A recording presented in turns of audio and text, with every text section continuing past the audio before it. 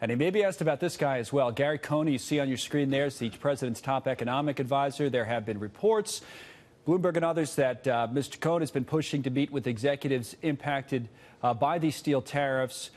Whether or not that meeting actually takes place at this point appears to be up in the air. But if it were to take place, it might be later this week. Okay. To the Hill's contributor Liz Peek, Trump 2020 Advisory Board member Jason Meister, and the radio talk show host Ben Kissel on all of this. And let me start with you, Liz. And we could start a number of different places. But what Blake said and reported on Paul Ryan's comments and all of this. Obviously, there are people in the president's own party, including Ryan, that are trying to talk him out of being more aggressive on tariffs. But what did you make of that Ryan argument that, yeah, China's doing some stuff they shouldn't be doing, but this is not the way to go about punishing them for it? I think that's totally right. We haven't really seen the numbers on where Chinese steel is being transshipped through which countries. So, we really haven't got the data on trying to figure out where should those sanctions or the tariffs really land. Right. But look, I think this is a confrontation and a schism in the Republican Party that's been a long time in coming. You have the Chamber of Commerce Republican Party, and then you have a lot of Trump supporters who basically don't think that everything that's good for big business is necessarily good for the worker. So I think there was bound to be some issues on which there was going to be this divide. I continue to think this is a big negotiating position for Donald Trump. We are in the midst of we just finished the 7th round of NAFTA conversations, which have not yet been resolved. The Chinese finance minister was in on Thursday. I think it was a tremendous message to him. I think there's a lot left to argue here. Well, we've heard it. I'll go to Jason next on it. We've heard it twice, right, in the last 2 days, exactly what Liz is saying. First from the president yesterday, and as Blake reported from Steve Mnuchin today, that if you do right by us by NAFTA and we're able to renegotiate it, Canada and Mexico, this won't apply to you. So that leads to this theory that it is a negotiating tactic. Think it's a good one? I do. I think that we have to recognize that we have a businessman in office. We don't have an influence peddling community organizer. So he's resetting the table to negotiate better trade deals. We've had terrible trade deals for 20 years or more. And we finally have a president that's going to reset the table. And he ran on a campaign for the American worker.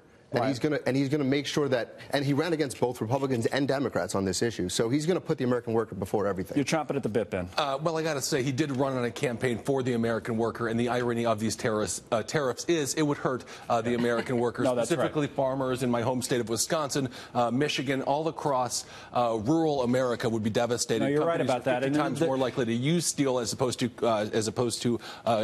create it. So it's just a horrible idea. I mean, that's the problem with it is that those numbers are pretty much indisputable. Is that they're it's so far off the grid in terms of the number of companies making steel. If you look at an employment totals, Jason's 140,000 versus the companies that use steel, that's 6.5 million. But Shay, the world makes too much aluminum and steel. So this is about preserving precious metals, which also, by the way, is a national security issue. We have to protect ourselves. We have to protect our country.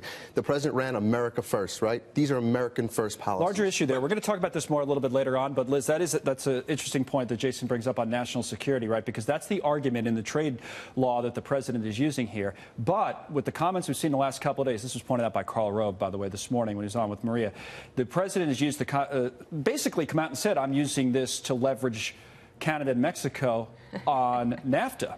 Yeah. So that kind of works against his own argument, which he will have to defend in front of the WTO. I think that's right. That certainly complicates whatever kind of negotiation we have with WTO, because they could say this is illegal based on what you just said. So that was sort of a muddling of the waters. I think it's too bad that the trade discussion has started here, because in fact we do need a trade discussion. We are the most generous country on earth. Much more targeted things. Let's talk about automobiles, where we have almost no tariff on cars coming in, and everyone else has big tariffs on cars going out. There are all kinds of places where we could negotiate, but this is not maybe the strongest Well, what about intellectual property, too, which could be the next one? That's the big one with China, but go ahead, Ben. Yeah. One of the areas that I haven't heard really discussed is Xi Jinping just made himself leader for life in China. That's right. They're going to win a trade war. We only have a finite amount of time for Donald Trump to be president. On that comment, they have all the time in the world. I don't think, unless history, you guys can correct me on this, or Jason, I don't think anyone wins trade wars, to be honest. I mean, we don't have very many of them, but the one that is most worst, given as an example, is the 1930s with Smoot-Hawley, and it started and got out of control.